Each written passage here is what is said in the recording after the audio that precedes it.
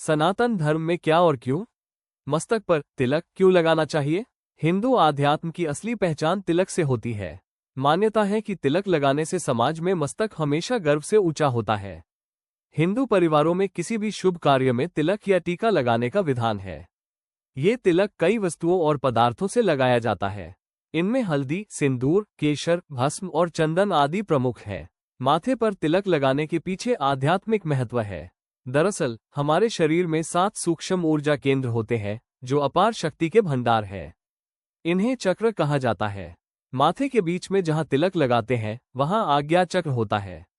ये चक्र हमारे शरीर का सबसे महत्वपूर्ण स्थान है, जहां शरीर की प्रमुख 3 नाड़ियां एड़ा, पिंगला व सुषुम्ना आकार मिलती हैं, इसलिए इसे त्रिवेणी या संगम भी कहा जाता है। ये गुरु स्थान कहलाता है। यहीं से पूरे शरीर का संचालन होता है। यही हमारी चेतना का मुख्य स्थान भी है। इसी को मन का घर भी कहा जाता है। इसी कारण ये स्थान शरीर में सबसे ज्यादा पूजनीय है। योग में ध्यान के समय इसी स्थान पर मन को एकाग्र किया जाता है। तिलक लगाने से एक तो स्वभाव में सुधार आता है व देखने वाले पर सात्विक प्रभाव पड़ता है। तिलक जिस भी पदार्थ का लगाया जाता है उस पदार्थ की जरूरत अगर शरीर को होती है तो वह भी पूर्ण हो जाती है। आमतौर से तिलक अनामिका द्वारा लगाया जाता है और उसमें भी केवल चंदन ही लगाया जाता है।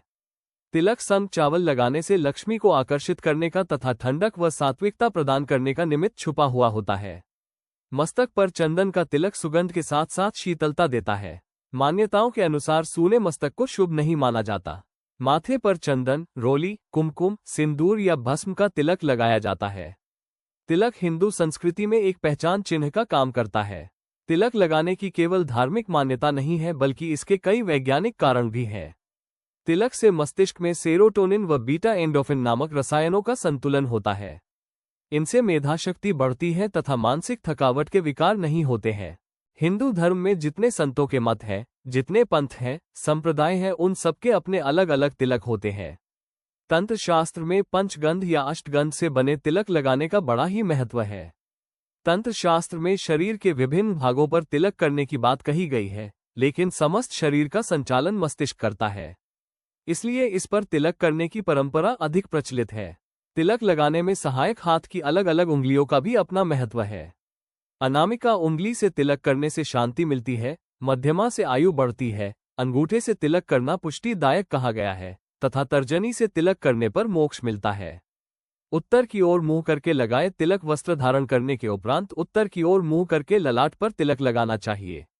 विप्र यदि बिना तिलक के संध्या या तर्पण करता है तो वो सर्वथा निष्फल जाता है। ललाट के मध्य भाग में दोनों भौहों से कुछ ऊपर ललाट बिंदु कहलाता है। सदैव इसी स्थान पर तिलक लगाना चाहिए। विष्णु संहिता के अनुसार देव कार्य में अनामिका, पितृ कार्य में मत। तिलक लगाते समय सिर पर रखें हाथ। जब अंगुली या अंगूठे से तिलक किया जाता है तो आज्ञा चक्र के साथ ही सहस्रार चक्र पर ऊर्जा का प्रवाह होता है। सकारात्मक ऊर्जा हमारे शिखा चक्र पर एकत्र हो, साथ ही हमारे विचार सकारात्मक हो व कार्य सिद्ध हो। इसलिए तिलक लगाते समय सिर पर हाथ अवश्य रखना चाहिए। कुमकुम क्या है? इसका तिलक क्यों लगाते हैं? हल्दी के चूर्ण में नींबू का रस मिलाकर लाल रंग का कुमकुम बनाया जाता है। आयुर्वेद के अनुसार कुमकुम त्वचा शोधन के लिए सर्वोत्तम औषधि मानी गई है। इसका तिलक लगाने से मस्तिष्क के तंतु मजबूत होते हैं। भस्म का तिलक क्यों लगाते हैं?